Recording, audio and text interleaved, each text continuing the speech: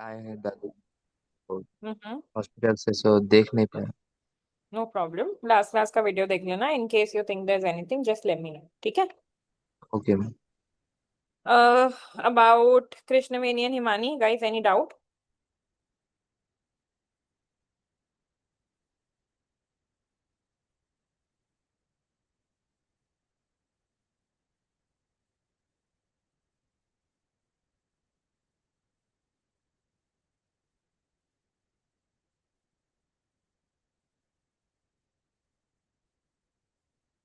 ठीक है, I will share my screen with you guys,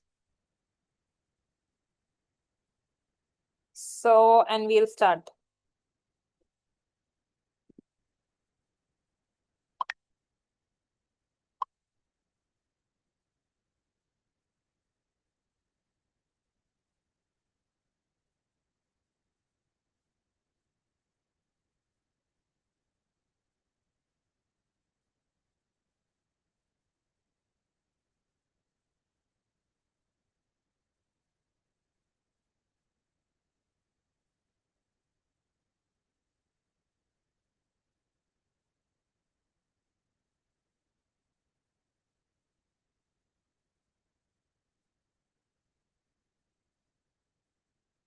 guys you can see my screen. Yes. Perfect, बढ़िया। So content optimisation में सबसे पहले जो कीवर्ड वाला पार्ट था वो सबको क्लियर हो गया? किसी को भी ऐसा कुछ भी है कीवर्ड के बारे में जो बचा हो, कुछ बोलना हो, कुछ करना हो, कुछ पूछना हो?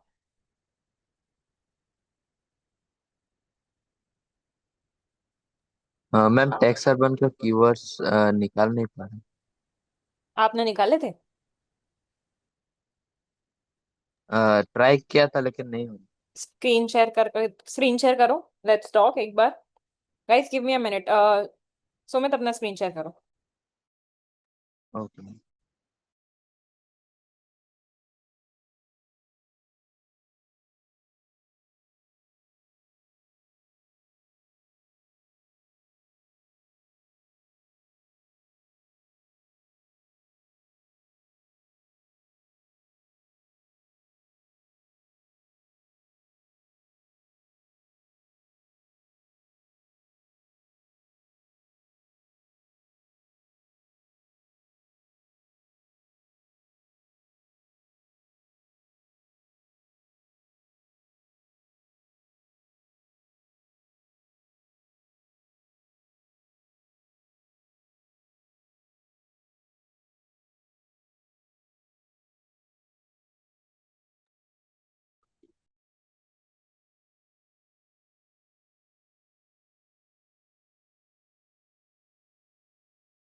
मैम स्क्रीन शेयर कर दिया।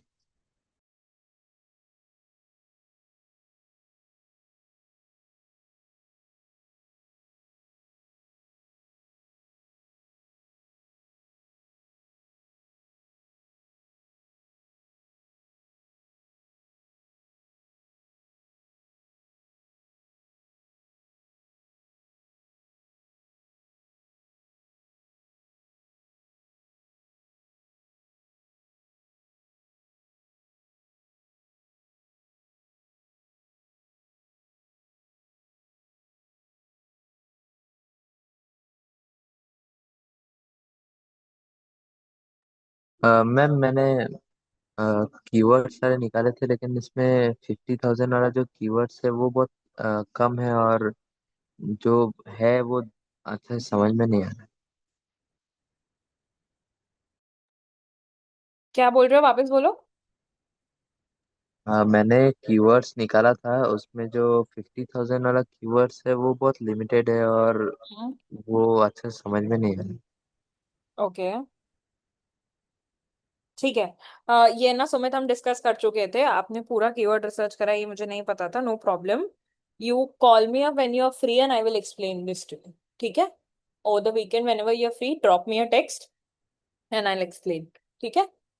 ओके अब ये मैम। हम आगे करते हैं। हाँ, बिकॉज ना लास्ट क्लास में हम ये पूरा कर चुके हैं, एक बार लास्ट क्लास भी देखना तो you will understand it better.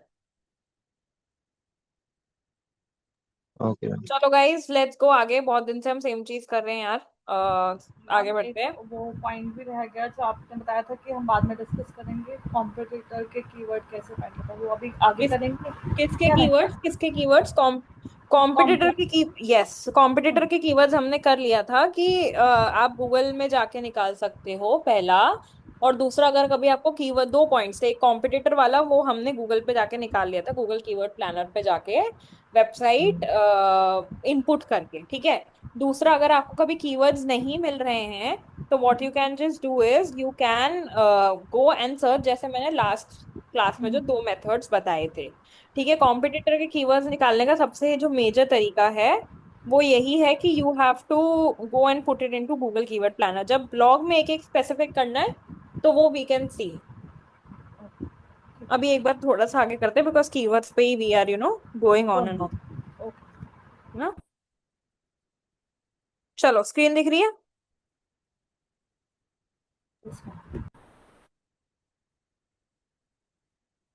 ठीक है। अब एक बात समझो, हमने, जब हम ऑप्टिमाइजेशन करते हैं सबसे पहले हम आते हैं कंटेंट ऑप्टिमाइजेशन पे। कंटेंट अगर हमारा ऑप्टिमाइज हो चुका है, सब बढ़िया है, तो उसके बाद हम क्या करेंगे? उसके बाद हम करेंगे इमेज ऑप्टिमाइजेशन। अब हम इमेज ऑप्टिमाइजेशन क्यों करेंगे? सॉरी, इमेज ऑप्टिमाइजेशन करना क्यों जरूरी है? मुझे एक बात बताओ, कभी आपने देखा है आप किसी वेबसाइट पे जाते हो और वो बोलता है कि 2 MB से ज्यादा की इमेज में अलाउ नहीं करूंगा? किसी के साथ हुआ है कभी भी ऐसा? एनीबडी?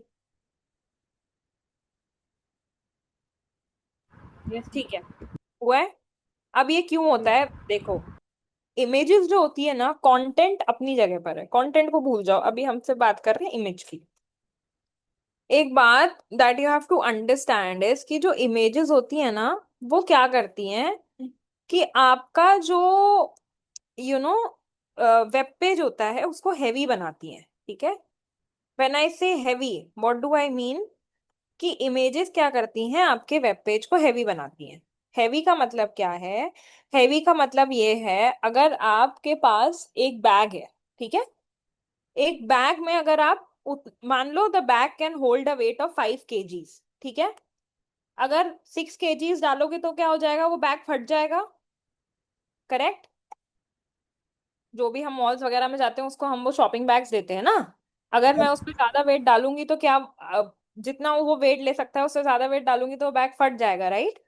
राइट। तो कैसे होता है कि अगर वेबसाइट, हर वेबसाइट पे बेसिकली एक लोड होता है ना, जितना आप लोड इंक्रीज करोगे उतना आपकी वेबसाइट स्लो होगी। लोड इंक्रीज करने का मतलब क्या होता है?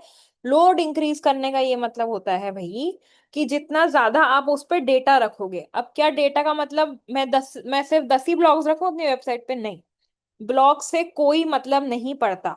मतलब किससे पड़ता है? इमेजेस से, वीडियोस से, ठीक है। जितने ज्यादा इमेजेस आप रखोगे या जितने ज्यादा वीडियोस आप रखोगे उतनी ज्यादा आपकी वेबसाइट जो है क्या होगी? हैवी हो जाएगी। अब आप बोलोगे यार अगर मैं वेबसाइट पे लोड भी नहीं डाल सकती, उसको हैवी भी नहीं बना सकती, तो मैं उसको इंटरैक्टिव कैसे बनाऊंगी, राइट। हम यही समझते हैं ना कि देखो, अगर आप कभी भी कोई एक बुक पढ़ते हो जिसमें पिक्चर्स नहीं है, ठीक है, सिर्फ टेक्स्ट ही टेक्स्ट है, तो थोड़ा सा बोरिंग हो जाता है कभी कभी, अनटिल अनलेस आप कोई थ्रिलर स्टोरी देख रहे हो, है ना। तो और आजकल सब लोगों को इमेजेस और वीडियोस ज्यादा अच्छे लगते हैं। तो सिमिलरली अगर मैं वेबसाइट पे सिर्फ इमेजेस इमेजेस डालूंगी तो आपको लगता है कि कोई आएगा? Do you think? बताओ गाइस। No ma'am. ठीक है। अब क्योंकि कोई नहीं आएगा, और अब आप बोलोगे कि मैम हम तो ना इमेजेस भी नहीं डाल सकते बिकॉज आपने बोला है कि इमेजेस डालने से वेबसाइट हैवी हो जाएगी। हम क्या करते हैं कि हम इमेजेस को हैवी की जगह लाइट कर देते हैं। मतलब इमेजेस का देखा है वो कंप्रेस वाले टूल्स आते हैं, ठीक है। तो विदाउट क्वालिटी को सैक्रिफाइस किए हुए हम क्या करते हैं, हम जो इमेज है उसको कंप्रेस कर देते हैं। मतलब अगर मान लो वो 60 MB की है, तो ऑनलाइन ऐसे टूल्स होते हैं जो उसको 2 MB का बना देते हैं, ठीक है। या हमको कभी वीडियो डालना है तो हम वीडियो ना सीधा वेबसाइट के बैकएंड में नहीं डालते हैं, हम उसको पहले यूट्यूब पे या कोई प्लेटफॉर्म पे पोस्ट करके फिर उसका लिंक डालते हैं। ठीक है। तो ऐसा हम क्यों करते हैं? ऐसा हम इसलिए करते हैं क्योंकि अगर हम सीधा एक वीडियो, अगर आप मानो 200-300 MB का एक वीडियो है, ठीक है, तो यानी कि 200-300 MB is a very big load on website. So that is why whenever you have to upload a video on the website, आप कभी भी ना उसको सीधा अपलोड नहीं करते, आप उसको कहीं और जगह पे पोस्ट करके उसका लिंक डालते हो। ठीक है। This is not something for you to understand. ठीक है। But you have to understand कि एक इमेज का ऑप्टिमाइजेशन कैसे जरूरी होता है। ठीक है। अब एक बात और समझो, अगर आपकी जो इमेज है, ठीक है, अगर आपकी जो इमेज है वो इमेज ढंग से लोड नहीं हो रही है ना, तो क्या होगा कि यूजर चला जाएगा। यस। ठीक है। तो हम क्या करेंगे कि हमारी जो इमेजेस का अगर लोड कम होगा तभी तो वो फटाफट लोड होगी। तो नंबर वन पॉइंट क्या है, जब भी हम इमेज ऑप्टिमाइजेशन की बात करते हैं, तो इमेज ऑप्टिमाइजेशन में क्या करना है? इमेज ऑप्टिमाइजेशन में ये करना है कि एक तो आपकी जो वेबसाइट है, उस सॉरी, आपकी जो इमेज है वो कम एमबीज की होनी चाहिए, मिनिमम से मिनिमम जो भी हो सकता है। ठीक है। उसके बाद, उसके बाद और क्या करना है हमको? और हमको ये करना है कि अगर आपकी जो भी वेबसाइट, जो भी इमेज है ना, अब एक चीज होती है जिसको हम कहते हैं ऑल्ट टेक्स्ट। समझना, ऑल्ट टेक्स्ट यानी कि ऑल्टरनेटिव टेक्स्ट, है ना। ऑल्ट टैग का मतलब क्या होता है? ऑल्ट टैग का मतलब होता है ऑल्टरनेटिव टेक्स्ट। बेसिकली ये जो ऑल्टरनेटिव टेक्स्ट होता है, ये गूगल को बताता है कि ये जो इमेज है वो किस बारे में है। ठीक है। ये जो इमेज है वो किस बारे में है ना। और इससे ही अगर आप यहाँ पे सही तरीके से कीवर्ड डालते हो इमेज के ऑल टेक्स्ट में, ऑल टेक्स्ट कोई बहुत बड़ा पैराग्राफ नहीं होता है, एक सिर्फ वन लाइनर होता है जो आपके इमेज को डिस्क्राइब करता है, और जो गूगल है उसको ये समझने में हेल्प करता है कि आपकी जो वेबसाइट है और उस पे वो जो पर्टिकुलर इमेज है वो किस चीज की है। तभी कब देखा है, जैसे मान लो हम यूजुअली इस वेबसाइट को देखते हैं ना, ये पर्सनल टच वाली, सबको याद है? अभी तक तो याद ही हो जानी चाहिए यार, है ना। तो हम ये वाली जो वेबसाइट को देखते हैं, तो अगर मैं वेबसाइट पे नहीं जाऊं, मैं इमेजेस पे जाऊं, है ना, तो आप देख रहे हो ये वेबसाइट की फोटो सारी यहाँ आ रही है, सबको दिख रही है? कोई ऐसा है जिसको नहीं दिख रहा हो? ये इंस्टाग्राम की है, बट ये सारी जो है ये सब वेबसाइट की फोटोज हैं। ये यहाँ कैसे आ रही हैं? बिकॉज इन इमेजेस का जो ऑल टैग है वो इस तरीके से लिखा गया है कि ये गूगल समझ पाए कि ये क्या है, ये किस चीज के लिए है, और फिर गूगल जब कोई सर्च कर रहा है पर्सनल टच स्किन केयर तो उसको दिखा पाए। ठीक है। समझ में आया ये सबको? Yes ma'am. Clear? All tag का डेफिनेशन लिख लो प्लीज। इमेज ऑप्टिमाइजेशन और ऑल टैग, ये दोनों लिख, ये दोनों तीनों चीजें लिख लो। ये वन और ये टू, ये दोनों चीजें लिख लो।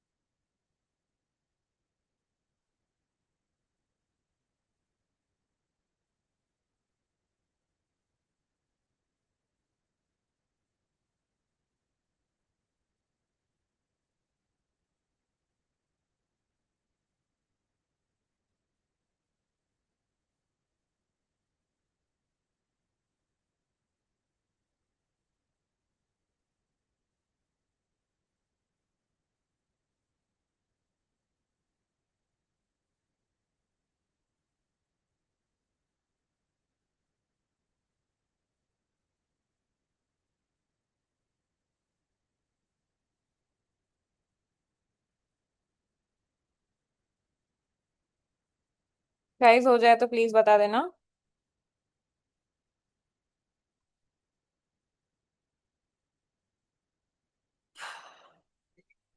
बाकी सबको स्क्रीन विजिबल है ना?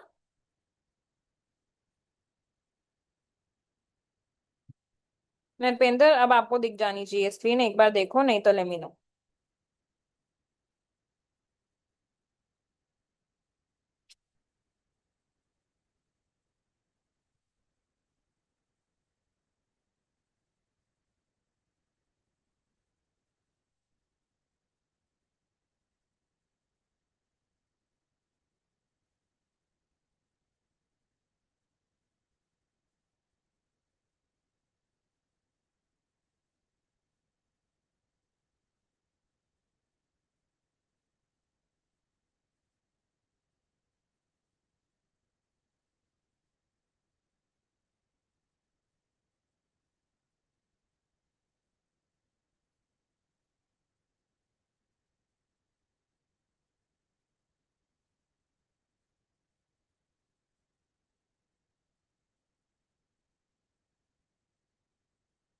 Guys all done?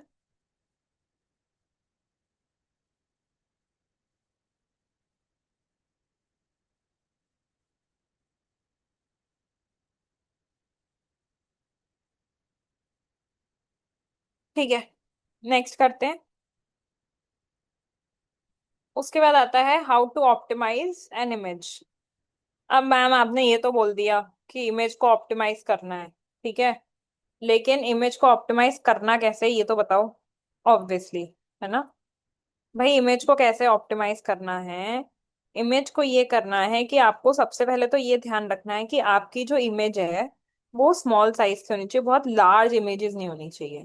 ठीक है, रीसाइज का मतलब है कि जो भी आपके वेबसाइट की साइज है, या जो भी आपको साइज रिक्वायर्ड है उसी साइज में, बहुत मतलब बहुत लार्ज में मत करना। आप सोचो कि नहीं, लार्जेस्ट नहीं, स्मॉलेस्ट में करना। ठीक है, अब उसके बाद आती है बात कंप्रेस की। ये बात मैंने ऑलरेडी बताई थी। ऑनलाइन बहुत सारे ऐसे टूल्स हैं जो आपके वेबसाइट, जो आपके इमेज को कंपेयर कर सकते हैं। ठीक है, all that you have to do is, आप में से कुछ लोगों को तो आई थिंक पता भी होगा, कुछ नहीं करना, you have to go and write on schedule, sorry, compress, ये दिख रहा है जेपीजी। ठीक है, यहाँ जाना, अपनी फाइल अपलोड करना, और डाउनलोड करोगे तो आप देखोगे कि वो कंप्रेस हो गई होगी। ठीक है, तो कंप्रेस का मतलब क्या होता है कि बहुत सारे ऐसे टूल्स आते हैं जो आपकी जो वो है ना इमेज, उसकी क्वालिटी खराब नहीं करेंगे। यूजुअली क्या होता है, जब भी आप इमेज की क्वालिटी कम करते हो, मतलब कंप्रेस करते हो, वैसे ही जो है ना आपकी ब्लर हो जाती है इमेज। बट ऐसे बहुत सारे टूल्स ऐसे भी हैं जिसमें क्या होता है, जिसमें ये होता है कि वो ना आपकी वो तो कम कर देते हैं एमबी, बट आप उसको ना ब्लर नहीं करते हैं। ठीक है, तो इससे क्या होता है, इससे हम क्या कर सकते हैं, इससे हम ये समझ सकते हैं कि जब भी हम कभी भी इमेजेस यूज कर रहे हैं तो it is important for us to understand that हमको वेब जो इमेजेस हैं वो कंप्रेस करके डालनी है। ठीक है, अब आपको क्या करना है, आपको उसके लिए कम से कम में कंप्रेस करना है। ठीक है, जितना कम इमेज, जितना कम होगी उतना ही ज्यादा बेटर होगा। ठीक है, ये सबको समझ में आ गया? अब नेक्स्ट आते हैं proper format. Her her type of page के लिए, हर टाइप ऑफ ग्राफिक्स के लिए एक अलग फॉर्मेट होता है। अगेन, समथिंग जो डेवलपर्स को ज्यादा ध्यान देना होता है, बट अगर आपको सिर्फ पता होगा so that is better. Fourth, अपनी फाइल का नाम ना कभी image 001 या ऐसा कुछ मत रखना। ठीक है, क्यों मत रखना? क्योंकि जब आप ऐसे अजीब से नाम रखते हो ना तो एसईओ में दिक्कत होती है। रैदर देन आप ऐसे नाम रखो जो आपके कीवर्ड में आते हैं। फॉर एग्जाम्पल, जब हम पर्सनल टच स्किन केयर की बात करते हैं, नाम मतलब जैसे आप उनको अपने, क्योंकि अपलोड कर रहे हो। ठीक है, क्योंकि क्या होगा कि जब भी आप इनको अपलोड करोगे ना वहां पे, तो वही नाम से वो वेबसाइट में सेव होंगी। ठीक है। तो अब इट्स रिकमेंडेड दैट हमेशा जब भी आप अपने इमेज को सेव कर रहे हो तो you are always using the keyword. ठीक है। बिकॉज उससे क्या होगा, उससे एसईओ में हेल्प ही होगी। अगर आप कीवर्ड से उसको सेव करते हो तो वो एसईओ में ही हेल्प होगी। ठीक है।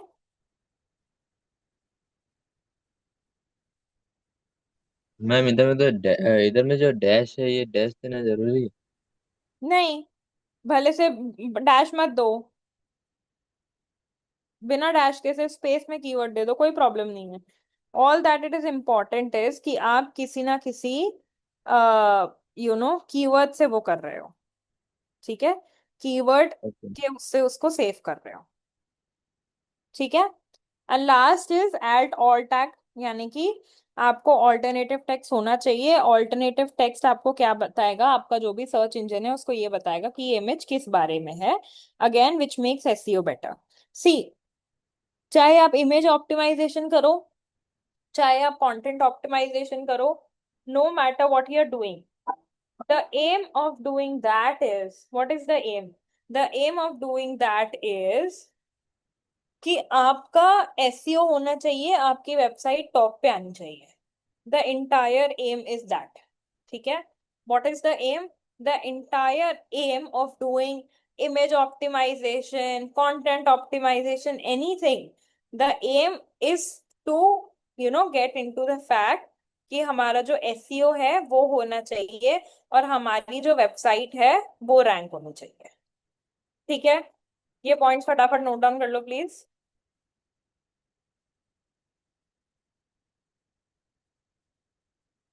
मैम एक बार लास्ट पॉइंट रिपीट कर देंगे? जो ऑल टैग है जो हमने पढ़ा था, ऑल टैग क्या होता है? ऑल टैग आपके सर्च इंजन को ये बताता है कि what is the image about. ठीक है। तो उससे एसईओ बेटर होता है। तो देखो, हम जो भी कर रहे हैं, हम चाहे इमेज ऑप्टिमाइजेशन कर रहे हैं, हम चाहे आपका कोई सा भी ऑप्टिमाइजेशन कर रहे हैं, इमेज कर रहे हैं, कंटेंट कर रहे हैं, पेज कर रहे हैं, पेज की स्पीड बढ़ा रहे हैं, कंटेंट को अच्छा बना रहे हैं, एनीथिंग, द एम इज कि जो एसईओ है आपका, आपकी जो वेबसाइट है वो टॉप पर रैंक करे। सारी चीजों का एक ही एम है कि आपकी जो वेबसाइट है वो टॉप पर रैंक करे।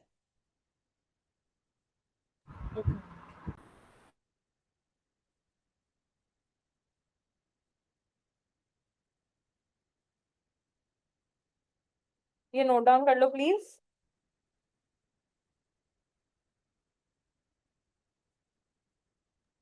मैम अगर अगर मैम हम लोग को अपना कोई एक इमेज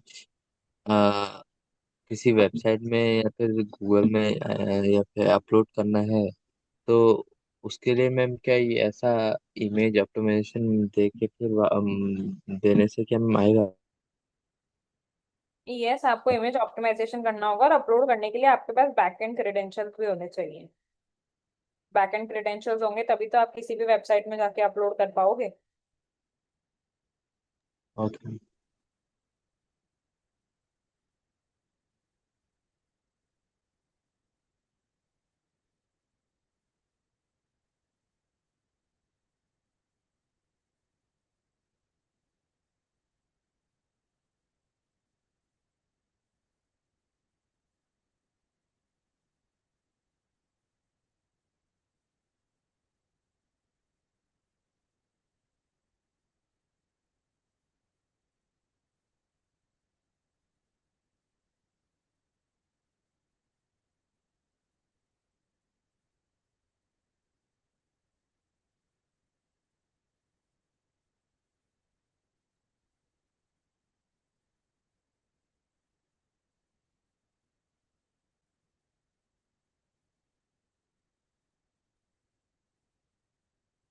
गाइस प्लीज लिख लो तो बता देना।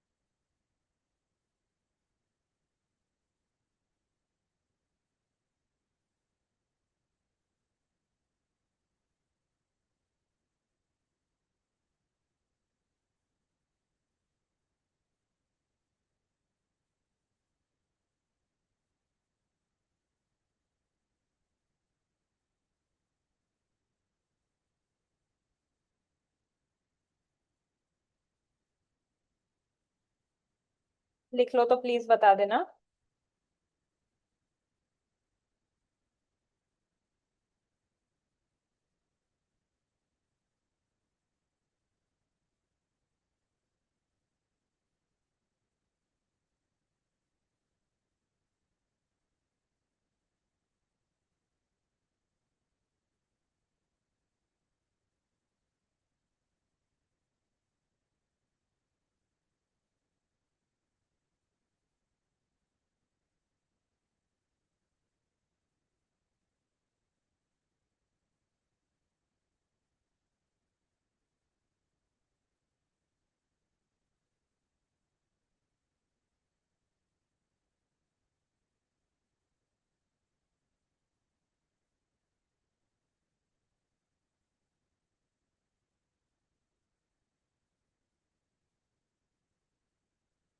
ठीक है, बाकी सबका भी हो गया। Since there are two Himanis today, we yes have ma'am. uh, two done from her. Ma'am एक मैंने पहले वाले क्वेश्चन के लिए था, पता नहीं मैं कैसे दो डिवाइसेस से कनेक्ट तो नहीं हूँ, बट क्यों है वो मुझे नहीं पता मैम। That's okay. Zoom का glitch होगा।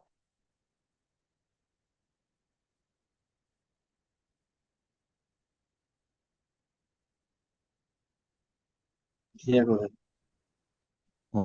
Actually this Cheyenne Paul account is uh, hmm. logged in my phone and Sumit Pal is logged in my laptop. So my हाँ, ma'am both are same. अरे दो की जगह चार से करो यार, मना थोड़ी किया है। मैं तो सिर्फ बोल रही थी। चलो नेक्स्ट करें। Let's ma'am try finishing up. एक मैम ये जो जैसे आपने लिखा है योगा डैश, ये डैश का कोई रीजन होता है या हम वैसे ही लगा नहीं देते नहीं नहीं नहीं, नहीं भी लगाओगे तो चलेगा, कोई बहुत बड़ी बात। हैं?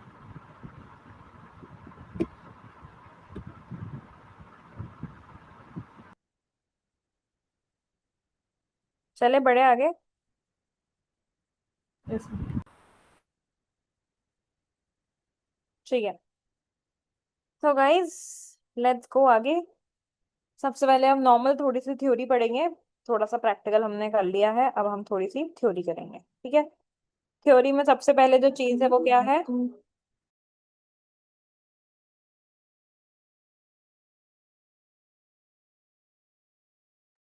Guys give me a minute, I will just join back है, 2 minutes।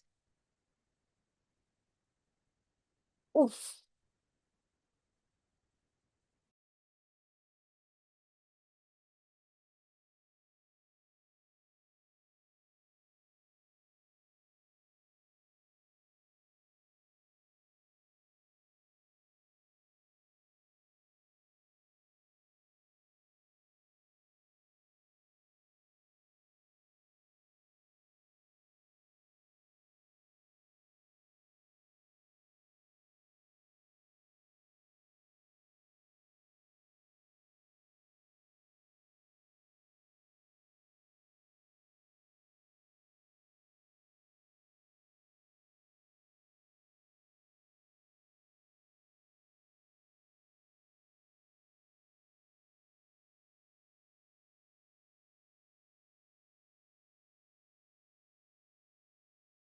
Hi guys, I am so sorry. So everybody can see my screen? चलो let's start. What is off page SEO? दो टाइप के SEO होते हैं, ये हम already पढ़ चुके हैं। The first is on page SEO and second is off page SEO. Forget about on page SEO for now. All we are going to talk about is off page SEO, ठीक है। Of page SEO क्या होता है? Of page जो भी activities आप website के बाहर करते हो, वेबसाइट के ऊपर ट्रैफिक लाने के लिए। व्हेन आई से वेबसाइट के बाहर, व्हाट आई मीन इज जो भी एक्टिविटीज आप दूसरे वेबसाइट पे करते हो, दूसरी कोई वेबसाइट पे, आपकी वेबसाइट पे नहीं, दूसरे कोई वेबसाइट पे करते हो, अपने वेबसाइट पे ट्रैफिक लाने के लिए। समझना बात को। जो भी एक्टिविटीज आप अपने दूसरे के वेबसाइट्स पे करते हो, जैसे बैकलिंकिंग कर रहे हो या कुछ भी कर रहे हो, अपने वेबसाइट पे ट्रैफिक लाने के लिए, उसको हम क्या बोलते हैं? Off page SEO. ठीक है। What are these activities called? These activities are known as off page SEO. ठीक है। ऑफ पेज एसईओ क्यों? क्योंकि जितना अच्छा आपका ऑफ पेज एसईओ होगा, उतने ही लोग जो हैं वो उतनी ही आपके वेबसाइट पे वोट्स ऑफ ट्रस्ट होंगे, उतने ही ज्यादा क्वालिटी लिंक्स आपको मिलेंगे, और उतना ही ज्यादा आप हाई रैंक करोगे। ठीक है। तो बेसिकली ऑफ पेज एसईओ क्या है? ऑफ पेज एसईओ आपका एक तरीका है। किस चीज का तरीका है? ऑफ पेज एसईओ आपका एक तरीका है अपने वेबसाइट की रैंकिंग को बढ़ाने का, अपने वेबसाइट के रैंकिंग को सुधारने का, और अपने वेबसाइट की क्रेडिबिलिटी को बढ़ाने का। ठीक है। तो ऑफ पेज एसईओ अगेन क्या होता है? उसको हम क्या बोलते हैं? ऑफ पेज एसईओ से हमारी वेबसाइट को क्या मिलते हैं? Votes of trust. ठीक है। नेक्स्ट आता है लिंक बिल्डिंग। अब लिंक बिल्डिंग बहुत होता है, back link building, internal link building, अलग अलग टाइप की लिंक बिल्डिंग होती है। यहाँ पे जब हम ऑफ बात करते हैं बात करते हैं कि दूसरे वेबसाइट से आपको लिंक आए, इनको हम क्या बोलते हैं? बैकलिंक्स। एक टाइप ऑफ बैकलिंक्स क्या होती है? बैकलिंक एक टाइप ऑफ लिंक क्या होती है? बैकलिंक्स। ठीक है। बैकलिंक्स क्या होती हैं? बैकलिंक्स होती हैं जिससे आपके वेबसाइट पे ट्रैफिक आए, जिससे आपके वेबसाइट पे बैकलिंक्स आए, उसको क्या होते वो क्या होती हैं? बैकलिंक्स। ठीक है, यानी कि ट्रैफिक आए। अब बैकलिंक क्या होता है? बेसिकली बैकलिंक ये होता है जब दूसरी वेबसाइट आपकी वेबसाइट में बारे में बता के क्या करती हैं? आप बताती हैं कि ये वेबसाइट है और ये ऐसे ऐसे है। ठीक है। उसके बाद वो क्या करती हैं? वो एक्ट करती हैं लाइक रिकमेंडेशंस। गूगल इन वेबसाइट्स को देख के जितना अभी हमने ऊपर क्या बात करी थी? अभी हमने ऊपर ये बात करी थी कि जब आपकी जो वेबसाइट है, ठीक है, आपकी जो वेबसाइट है, अगर उस पर जितनी ज्यादा बैकलिंक्स होंगी, उतने ही ज्यादा क्या होगा? वोट्स ऑफ ट्रस्ट होंगे। तो जब आपकी वेबसाइट पे काफी सारी बैकलिंक्स होती हैं, बहुत सारे वोट्स ऑफ ट्रस्ट होते हैं, तो गूगल क्या समझता है कि आपकी वेबसाइट की एक अथॉरिटी है, आपकी वेबसाइट की एक क्रेडिबिलिटी है। ठीक है। और जितनी ज्यादा बैकलिंक्स होती हैं, उतनी ही ज्यादा आपकी वेबसाइट हायर रैंक करती है। लेकिन अब इसमें जो एक बात समझने वाली है वो आपको ये समझनी है यार, कि ऐसा नहीं है। आपको ऐसा लगता है कि नहीं यार देखो, जो है ना, जब जितनी ज्यादा जिस वेबसाइट की रैंकिंग होती है, उतनी ज्यादा जितनी ज्यादा किसी वेबसाइट की बैकलिंक होती है, उतनी ज्यादा वो रैंक करती है। ठीक है। लेकिन इसका मतलब ये नहीं है कि आप किसी भी वेबसाइट पे जाके, कहीं भी जाके, कैसे भी करके आप जो है ना वेबसाइट पे क्या बना लो? बैकलिंक्स बना लो। ठीक है। इसका मतलब ये नहीं है। आप जिस भी वेबसाइट पे जाके बैकलिंक बना रहे हो, you have to make sure that that website is credible, कि वो जो वेबसाइट है वो अच्छी वेबसाइट है, वो कोई ऐसी वैसी वेबसाइट नहीं है। ठीक है। तो उसके लिए क्या करना पड़ेगा आपको? उसके लिए आपको ये समझना पड़ेगा कि आपकी जो वेबसाइट है वो जिस पे भी आप बैकलिंक्स बना रहे हो, वो क्रेडिबल वेबसाइट्स हो, वो कोई ऐसी spam websites, from broad websites या एक्सप्लिसिट कंटेंट वाली वेबसाइट्स नहीं होनी चाहिए। ये सबको क्लियर हो गया?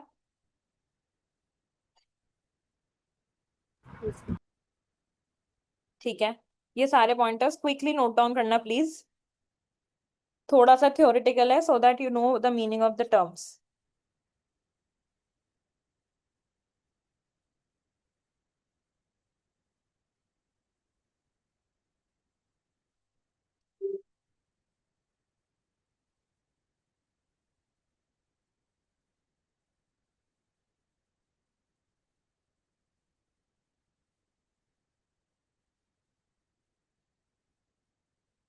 गाइस हो जाए तो प्लीज मुझे बता देना।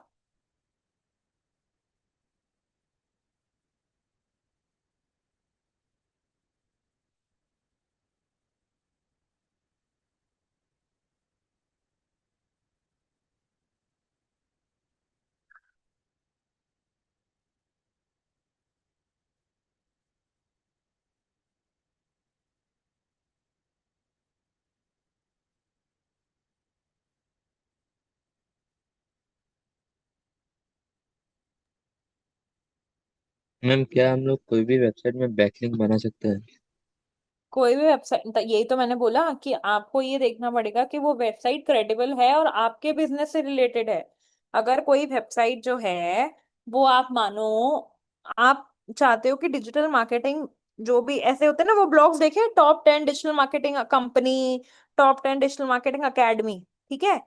अब आप चाहते हो कि वहां पे वो जो टॉप 10 डिजिटल मार्केटिंग अकेडमी वाला है उसमें आपका नाम आ जाए, तो वो समझ में आता है। लेकिन अब कोई कोई से बता रहा है कि अच्छे बिजनेस कौन से हैं दुनिया में, या कुछ और बता रहा है, तो वहां पे जाके आप अपने आप को रैंक करोगे तो क्या मतलब होगा? कोई सेंस नहीं है उस चीज का। तो you have to make sure कि ऐसे कोई फ्रॉड और वाली वेबसाइट्स नहीं है। एंड ऑल्सो जो भी वेबसाइट्स हैं वो, they are not any kind of explicit consent, और वो आपके ना उससे होनी चाहिए, ऐसे ना आपके उससे रिलेटेबल होनी चाहिए। ऐसा नहीं कि आप कुछ भी वो कर देते हो। No, you can not do that.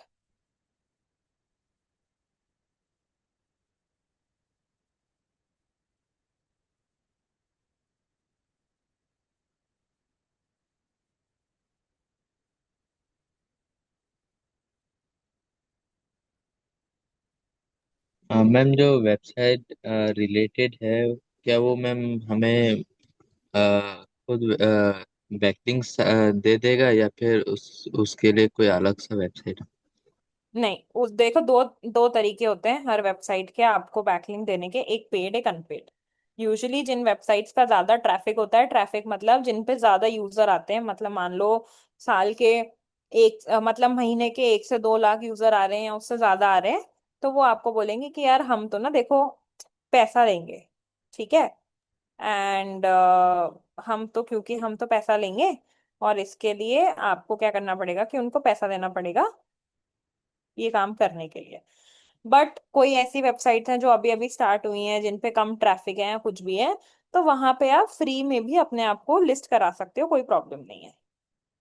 वो आपको ना उनको ईमेल करके, हर वेबसाइट पे जो भी ऐसी वेबसाइट्स होती हैं जहाँ पे आप बैकलिंक कर सकते हो, वहां पे ना आपको उनका कॉन्टैक्ट दिया हुआ होता है, ठीक है। What you have to do is, आपको उनको ईमेल करके you have to tell them भाई I want to get rank, क्या क्या है, then they will tell you the entire thing.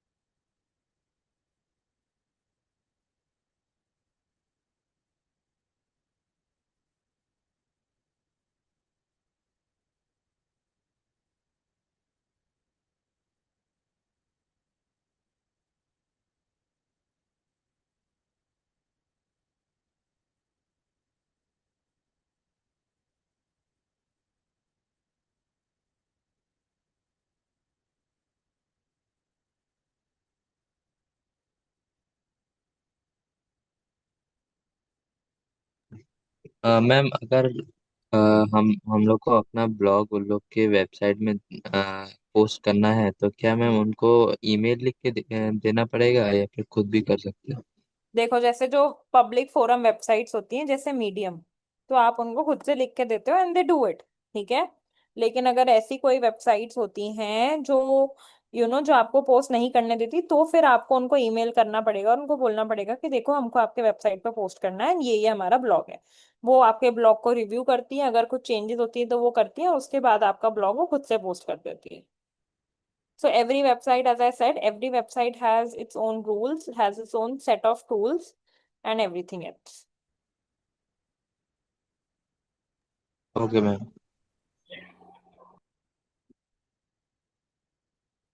लिख लिया गाइस?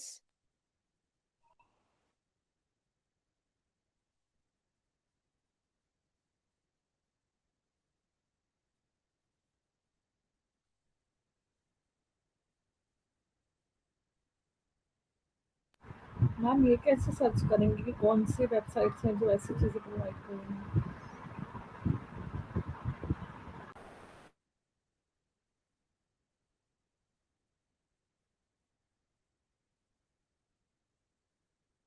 स्क्रीन दिख रही है मेरी? Yes. You will get a list of 240 sites, 1000 plus free sites. इसमें एक एक साइट पे जाके you will have to see. Usually जब आप एक एसईओ कंपनी में जाते हो, they will provide you a list of all of the websites. नहीं, when you are starting from scratch तो एक एक बार ये वेबसाइट देखोगे तो देन यू कैन डिवाइड कि हमको कहाँ पे लिस्ट करना है, कहाँ पे नहीं करना है। क्या कीवर्ड्स डाले आपने गूगल में? You can put any, you can put top 10 backlinking site, you can put free backlink sites। ये जितने भी आ रहे हैं ये सारे पुट कर सकते हो।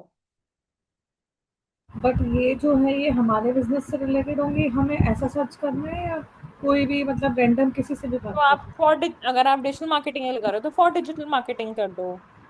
एट लास्ट आपको एक एक पे मैनुअली जाके सर्च करना ही पड़ेगा। Once you start doing SEO on a regular basis तो आपको समझ में आना शुरू होता है कि हाँ ये वेबसाइट इसके लिए, देन आप उसका एक लिस्ट बना के रख सकते हो, फिर आपको बार बार नहीं यूज करना पड़ेगा। But when you are starting तो you have to go through one one website and see. और अगर आप किसी कंपनी में और वहां से आपको लिस्ट मिल जाए तो वेल एंड गुड।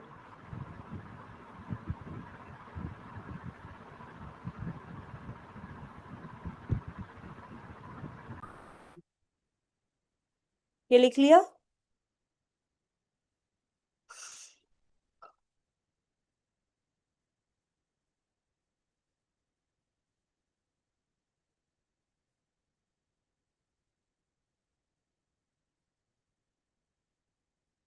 गाइस बता दो, लिख लिया क्या? हैं। नहीं ना। Yes ma'am. पूरा लिख लिया? The entire backlink and everything? Ma'am नहीं ठीक है। लिखा थी। Yes ma'am. क्या बोलता है हिमानी, सुना नहीं नहीं मैंने। लिखा, अभी टाइम लगेगा इसमें। ओके, नो प्रॉब्लम, लिख लो। कोई बात नहीं, मैं स्क्रीनशॉट ले लूंगी, मैं बाद में कर लूंगी। Next is type of backlinks. अब देखो, जब हम बैकलिंक्स बनाते हैं उसमें भी ना टाइप्स ऑफ बैकलिंक होती है। सबसे पहले आता है नेचुरल बैकलिंक, दूसरा आता है मैनुअल बैकलिंक और तीसरा आता है सेल्फ क्रिएटेड बैकलिंक। नेचुरल तब होती है जब आपको कोई लिंक दे देता है आपकी वेबसाइट को आपसे बिना पूछे। फॉर एग्जाम्पल, एक नया नया ब्लॉगर है, उसने अपनी नई नई वेबसाइट स्टार्ट करी है, ठीक है, योगा के ऊपर। अब आप कोई योगा गुरु हो, बहुत अच्छा योगा सिखाते हो, ठीक है, आपने उससे लिंक मांगी नहीं है, बट वो क्या करता है आपसे बिना पूछे अपने वेबसाइट में आपके बारे में लिख देता है कि यार वो मेरे वो एक बेस्ट योगा है, ऐसे हैं वैसे हैं एंड ऑल ऑफ दैट। ये क्या हुई? Natural backlink. यहाँ पे आपने उनसे ना पूछा नहीं है, यहाँ पे आपने उनसे बोला नहीं है कि मुझे लिंक दो या what ever, you don't have told them that you need a backlink. ठीक है। सो जब आप नहीं बोलते हो ऐसा कुछ, ठीक है, और अपने आप से हो जाता है, that is known as manual backlink. ठीक है।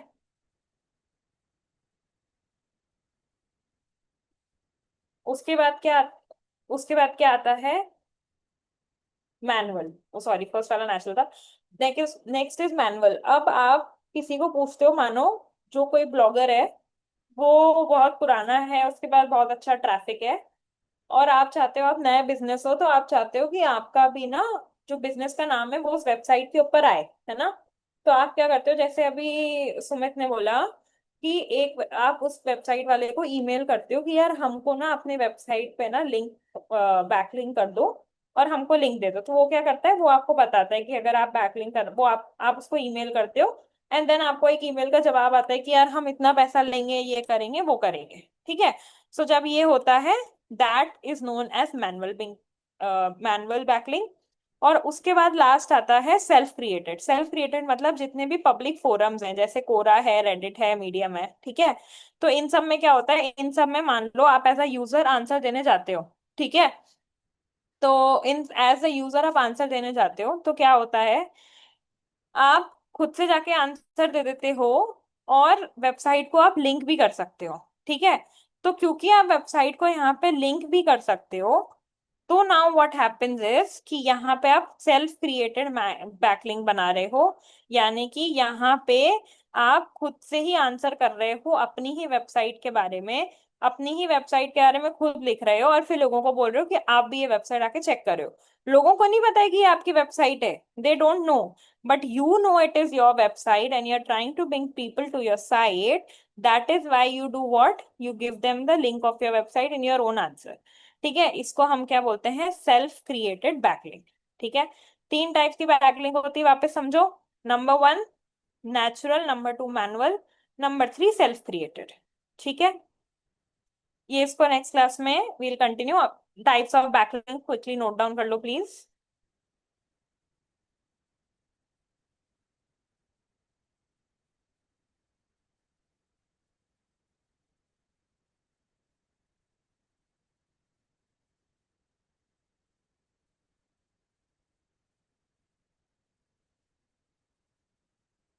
नहीं किसी की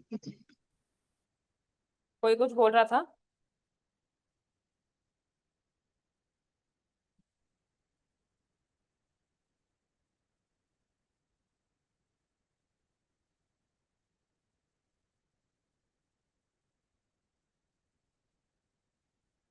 गाइस दैट हो गया।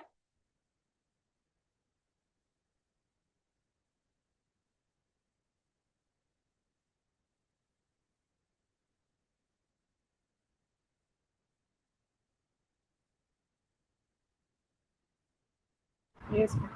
I'm done. चलो, चलो guys, we'll continue on Monday. Have a happy weekend and please सब कुछ रिवाइज करना and let's meet in next class. Bye bye.